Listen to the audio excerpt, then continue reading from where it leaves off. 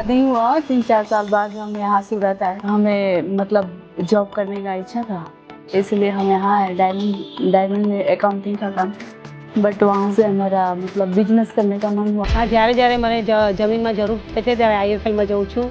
ત્યાં મને સારો એવો રિસ્પોન્સ મળે છે અને ત્યાં જઈને જ હું આ બધું કામ કરી શકું છું. જ્યારે મારી જમીનમાં અડધી રાત્રે પણ મને જરૂર પડે તો હું આઈએફએલનો સવારે સંપર્ક કરી અને મારી જમીનનું કામ હું પૂરું કરી શકું છું. मैं नर्स का जॉब करती थी, उसके बाद बेबी सिटिंग किया है, फिर आधार कार्ड पैन कार्ड के ऑफिस में काम किया है, उसके बाद शॉप चालू किया 2013 से। शॉप के बाद से यहीं पर हूँ, शॉप से ही।